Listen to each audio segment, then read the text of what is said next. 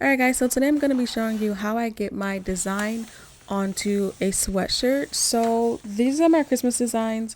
This is the first time that I've ever done this before. Normally I sell my shirts because I already have a shop, so I normally sell them through Printify or Printful, which they both just merged. And so I've never used transfer paper before. I've never done pressing or anything like that. I've never had to source my own sweatshirts and stuff like that. So everything was a first for me. So I decided to record it. I was going to record all this for TikTok, which I did post it on my TikTok if you want to watch. But so that's why there's some weird angles here, because it was actually all caught in like portrait mode, like vertically. It was not landscape, so that's why there's some weird angles here. But anyways, this is my first time doing this, and so I got the transfer paper from Ninja Transfers. I can't compare them to anybody else, so I can't say whether they're better than someone or not. But this is what I chose to go with. They had the most reasonable price, and so I started with them. Now, I'm using a heating press. You don't have to use that. You can just use an iron. And I definitely want to make a video of myself just using a plain old iron for all of us who are literally just starting. I was blessed because my sister had a t-shirt business before, and so she let me use her heating press. But not everybody starts with a heating press. You can start with the iron. A heating press is basically like a giant iron. So, you can start there. You don't have to start with a heating press. I would definitely say invest in getting your transfer sheets and use an everyday iron when you're first starting. Just make sure you have a clean floor and everything like that, or a clean table. Mine is on a table.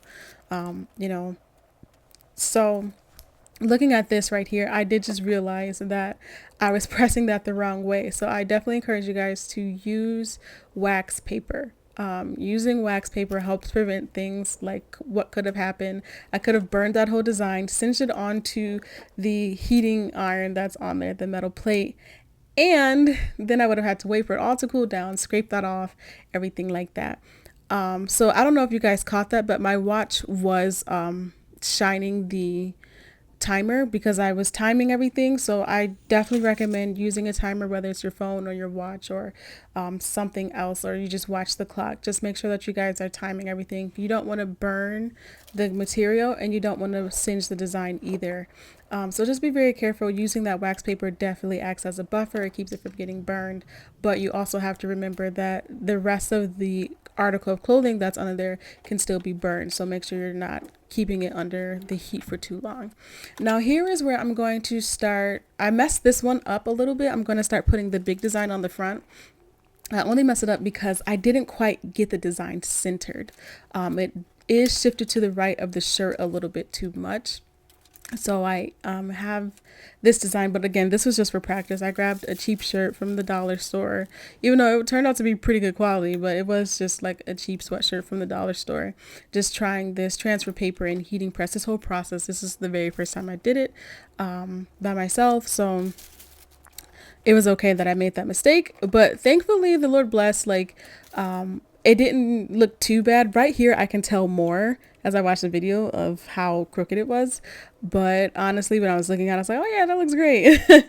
So I would just say for that, be very careful when you're using that white sheet that I was using for measuring the collar. That's showing you the distance from the collar to the middle of the shirt, or really like the chest area, because you don't want to put the design in a weird spot. So just make sure that everything is perfectly lined up. Now here, the note on there says that I needed to let it cool. That was very true. For Ninja Transfers, they say like, oh yeah, you can just like put it on, press it, and then take it off and peel it after like a couple seconds. Definitely let it cool all the way down if you're using Ninja Transfers, and always press your designs after you pull away the transfer paper so that it'll stick and stay in the wash. So this was my first run. I hope you guys liked it. I'm going to be posting more videos of myself doing this kind of stuff. So if you guys liked it, follow my channel, like this video, comment below if you have questions, follow me on TikTok, and yeah.